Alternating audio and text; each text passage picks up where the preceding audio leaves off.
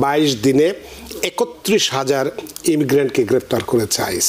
আপনার ফেসবুকে কার সাথে কোন ব্যাপারে কোন লাইক দিয়েছেন, এগুলোর সব কিছুর সাথে কিছু নীতির প্রশ্ন জড়িত, এবং সেখানে গিয়ে আপনি সমস্যায় পড়তে পারেন। আপনি এমন কোনো অপরাধের সাথে জড়িত ছিলেন যার শাস্তি 1 বছর বা তার বেশি হতে পারে, তাহলে আপনি ডিপোর্টেশন প্রসিডিংসে পড়তে পারেন। এটা একটা অত্যন্ত সুন্দর জায়গা, আমরা সেভাবেই করি, এই দেশে এসছি।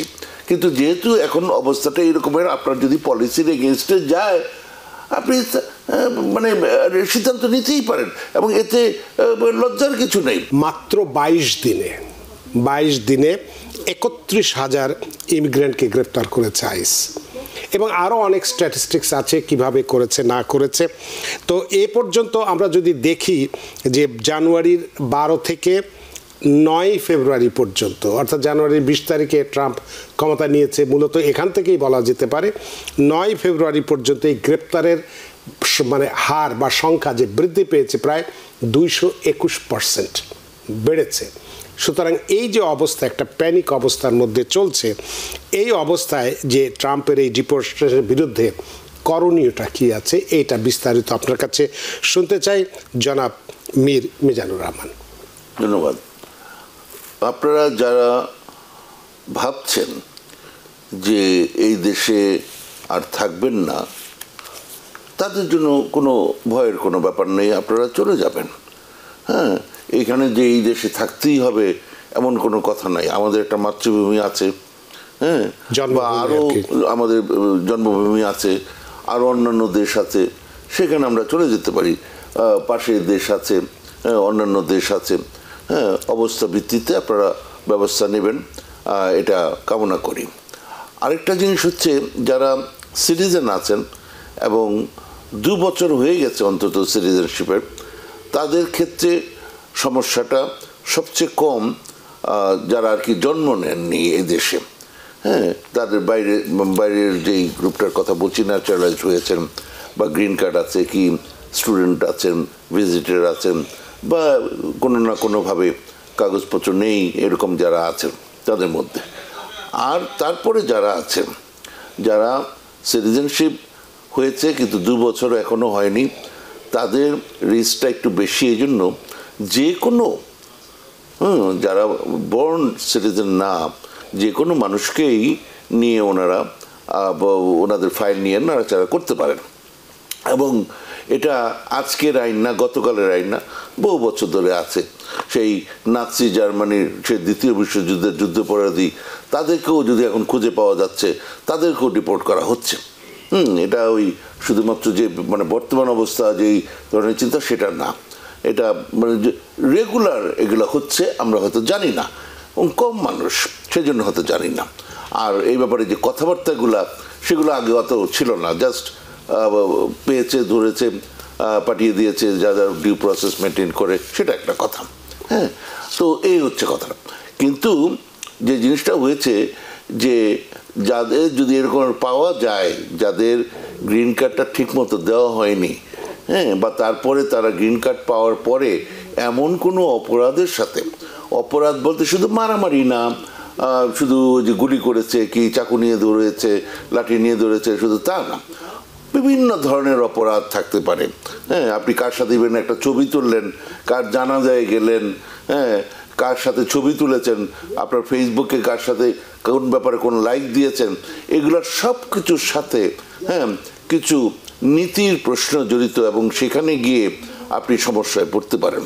তো এইভাবে করে যদি দেখা যায় যে আপনি এমন কোনো অপরাধের সাথে জড়িত ছিলেন যার শাস্তি 1 বছর বা তার বেশি হতে পারে, তাহলে আপনি ডিপোর্টেশন প্রসিডিংসে পড়তে পারেন। এটা যদি আগেও হয়ে থাকে, আপনি ধরা পড়েননি, ডাজন্ট ম্যাটার, আপনি তারপরেও গিয়ে সমস্যায় পড়তে পারেন। এবং যদি সিটিজেনশিপ যদি 2 বছর হয়নি এমন যদি কারো হয়, তাইলে দায়িত্বটা হচ্ছে আপনার উপরে, টু প্রুভ দ্যাট আপনার গ্রিন কার্ডটা পাওয়ার সঠিক ছিল। হ্যাঁ, আপনি ভুলভাবে গ্রিন কার্ড পাননি, মানে burden of proof is on you. সেই জন্য গভর্নমেন্ট মানে এদেরকে টার্গেটটা বেশি করে, কারণ তাহলে কাজটা কম, এবং সেটা ইমিগ্রেশন কোর্টে, এগুলো অ্যাডমিনিস্ট্রেটিভ কোর্ট এটা। কিন্তু যদি 2 বছরের বেশি হয়ে যায় তখন আর্টিকেল 3 কোর্টে নিয়ে যেতে হয়, ফেডারেল কোর্টে, এবং burden of proof is on the government. সেই জন্য তারা ওইখানে খুব শিওর না হয়, খুব একটা ধরে না গেল। তারপরে যারা গ্রিন কার্ড হোল্ডার আছেন, আপনার নন সিটিজেন যারাই আছেন তাদেরকে এখন নন সিটিজেন বলা হয়, আগে যেটাকে বলা হতো এলিয়েন। হ্যাঁ, তো এই যে এলিয়েন যে গ্রুপটা, এর মধ্যে গ্রিন কার্ড হোল্ডার বা ভিজিটার বা F1 স্টুডেন্ট, H1 ওয়ার্কার, মানে একেবারেই অনেকের আছে কোনো কাগজপত্র নেই, সেটা একটা কথা। কিন্তু যাদের আছে F1 স্টুডেন্ট, তারা নন ইমিগ্রেন্ট হতে পারে, কিন্তু তাদের একটা স্ট্যাটাস আছে, B2 ভিসা, ভিজিটার, হ্যাঁ, E2 ভিসা, হ্যাঁ, এরকম বিভিন্নভাবে H1, হ্যাঁ, এ ধরনের আছে। তাদেরও যদি তারা এমন কোনো কাজের সাথে জড়িত হন যার ফলে, যেমন F1 স্টুডেন্ট, আপনি বাইরে কাজ করতেছেন পারমিশন ছাড়া, বা 20 ঘন্টার বেশি ওই ইসে কাজ করেছেন, অন ক্যাম্পাস কাজ করেছেন, আপনার F1 স্ট্যাটাস নাই।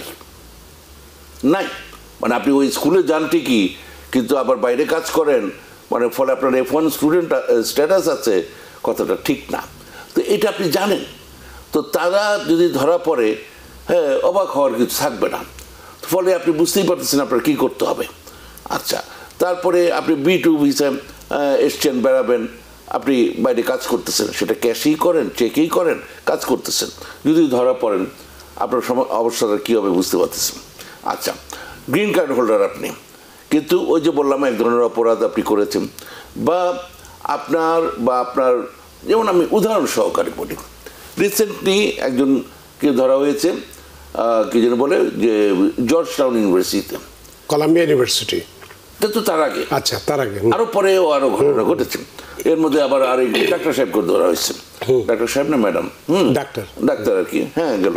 তারপর লেটেস্ট হচ্ছে জর্জ টাউনে, উনি নিজেও PhD করা, পোস্ট ডক করছেন, বিয়ে করেছেন, এখানে ওনার স্পাউস সিটিজেন, ওনাকে ধরে নিয়ে গেছে, ওনার গ্রিন কার্ড পেন্ডিং, মানে অ্যাপ্লিকেশন পেন্ডিং, ধরে নিয়ে গেছে। কী ব্যাপার, ওনার ওয়াইফ ফেসবুকে কি লেখেন। আচ্ছা, এবং ওই যে শ্বশুর, উনি কার জানাজায় গিয়েছেন, বা উনি কার মুখপত্র ছিলেন, বহু আগেই ওগুলো ছেড়ে দিয়েছেন, যদিও লিখেছেন।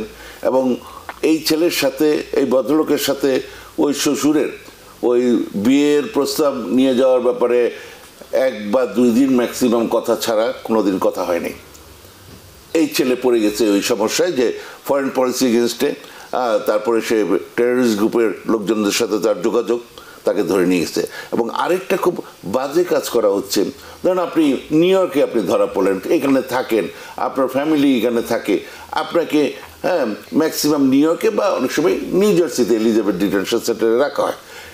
এইখান থেকে আপনাকে সেই লুজিয়ানা, নিউ মেক্সিকো, এরকম জায়গায় নিয়ে যাওয়া হচ্ছে। আর এমন জায়গায় নিয়ে যাওয়া হচ্ছে যেখানে আলটিমেটলি সার্কিট কোর্টে, ফেডারেল মানে আপিলস কোর্ট যেটা আছে, 11টা আপিলস কোর্ট আছে, তার মধ্যে 5th সার্কিট সবচেয়ে রেস্ট্রিক্ট সিচুয়েশন, সেটার আন্ডারে যে সমস্ত জায়গাগুলো আছে সেখানে নিয়ে যাচ্ছে, যাতে ওই লটা ওইখানে অ্যাপ্লিকেবল করে সবচেয়ে খারাপ অবস্থার মধ্যে তাকে নিয়ে যাওয়া যায়, এরকম অবস্থা করা হচ্ছে।